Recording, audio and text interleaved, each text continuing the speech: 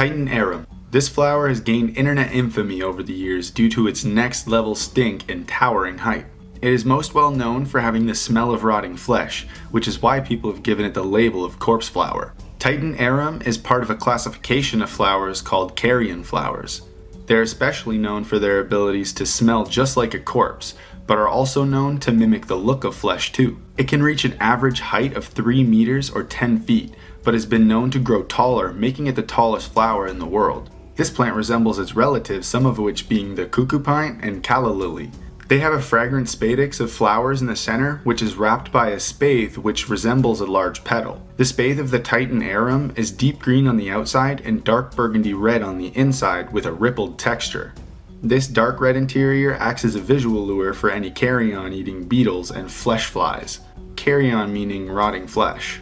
The spadix is nearly hollow and looks a lot like a baguette. The tip gets to be near human body temperature, which helps to make the odor more pungent, and it is also suggested to help add to the illusion of it being a helpless animal. Hidden at the bottom of the spadix, there are 2 rings of flowers. The upper ring are the male flowers, and the lower ring are the female flowers. The female flowers will open first, and then a day or 2 later the male flowers will follow. This is to prevent self-pollination. The beetles and flies are the main workers when it comes to pollinating, as they crawl down into the spathe to bask in the smell that they crave the most. The berries that spawn in their place are quite impressive themselves too, growing in a very tight sphere-packing formation. The individuals brave enough to spread these seeds are hornbills, being one of the largest distributors of their seeds. When the flower dies back, a single leaf will grow in its place from the corm beneath the flower. A corm is basically a nutrient storage that the plant uses to build up strength for its next bloom. The leaf that takes the flower's place is no normal leaf though. It can reach 6 meters or 20 feet tall and 5 meters or 16 feet across, resembling a small tree. As it grows, the stalk of the leaf branches into 3 large sections that have many leaflets making a canopy. The corm of this plant is the largest known,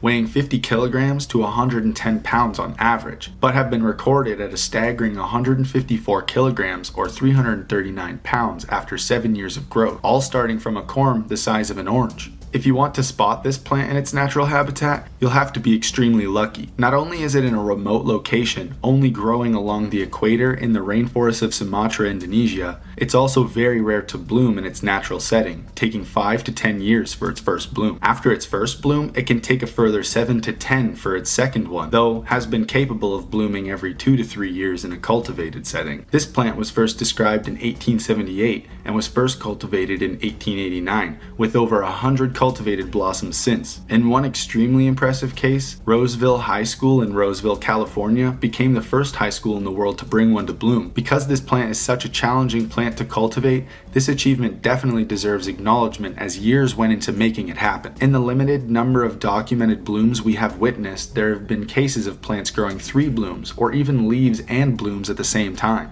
Now that's all we have on the corpse flower for today.